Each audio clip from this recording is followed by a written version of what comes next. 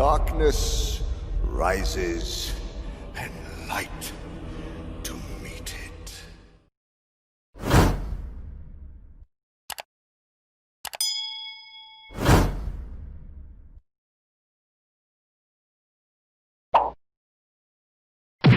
Despite their powers, even the most powerful of Jedi eventually die. For most, death is a release from their physical forms and allows them to join the totality of the Force. However, encounters with Jedi apparitions indicate that some Jedi have learned how to maintain their identities even after death, so that they linger at the edges of the physical world of the living as Force spirits. Although these spirits can communicate with the living, the method by which they become spirits has never been documented. It is not completely understood.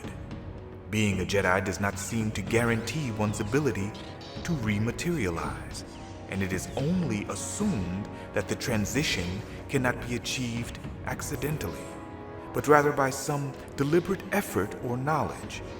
In some cases, the Jedi's body dematerializes upon death, but not always.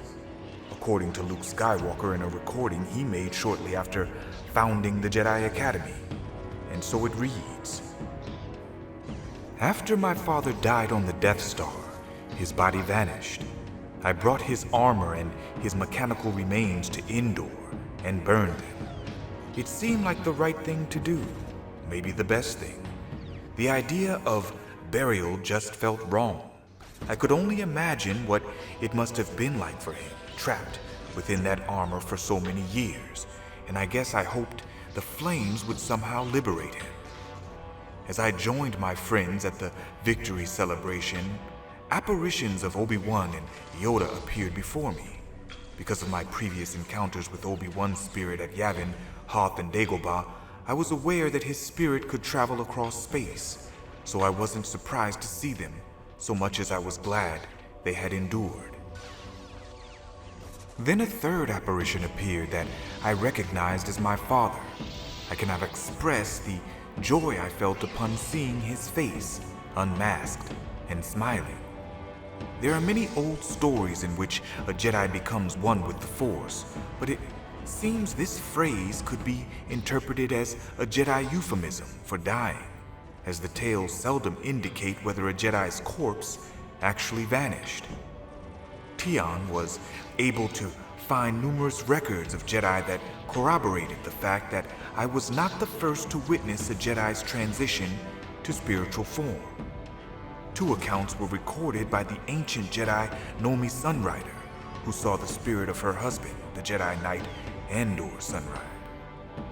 Moments after he was slain by an underworld gang, years later she saw the physical body of the mortally wounded Ulic Qel-Droma. Like my father, a former Jedi and reformed Sith Lord, disappear on the planet Renvar after he'd redeemed himself to the Jedi. Yet there is no mention that he reappeared in spiritual form. Evidently, the ancient Jedi did not regard these spirits as remarkable or accidental occurrences, which suggests that they may have been aware of how to survive death, but it seems that this knowledge became lost or forgotten, possibly more than 3,000 years ago. Although some texts indicate that only Jedi Masters could achieve this transition, exceptions such as Jedi Knights Andor Sunrider and Anakin Skywalker indicate that a Force user's title is not so significant.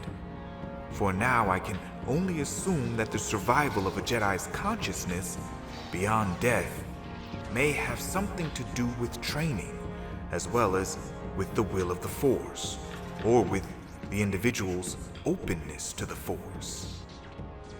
The ability to transcend death is not exclusive to Jedi. Emperor Palpatine and the ancient Sith Lords Marka Ragnos and Exar Kun managed to preserve their psyches after their deaths, but it seems their spiritual forms were restricted by certain boundaries and limitations. Palpatine's spirit required clone bodies to manifest his powers. Marka Ragnos and Exar Kun's spirits were essentially trapped within Sith-engineered temples for thousands of years. Although it may never be known why Exar Kun was not able to cause more havoc on Yavin 4, the Jedi Koran Horn offered the following theory. The only vaguely positive explanation for Exar Kun's dormancy that I could come up with was that his effort to draw the Sun Crusher from Yavin and down to Luke had tired him out.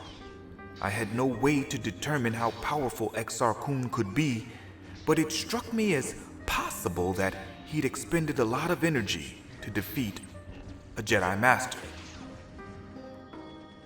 During the Jedi Academy battle with the spirit of Exar Kun, an apparition of Jedi Master Vodosias Bask, who was slain by Exar Kun on Coruscant, he materialized on Yavin 4 and aided the Jedi in bringing an end to the ancient Sith Lord.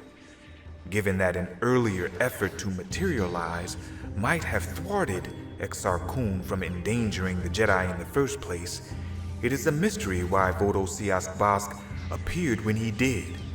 One can only surmise whether he sought or found closure in witnessing the final downfall of his own killer, but his appearance was proof that Jedi spirits, like their Sith counterparts, can endure for many millennia.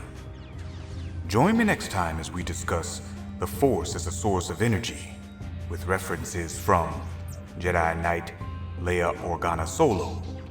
Be sure to check out the Rancor Report, where we discuss what's trending in pop culture, gaming and Star Wars news, reviews, theories, and clues. Listen, I do what I love. I hope you love what I do. This has been Lore and Legends. Until next time.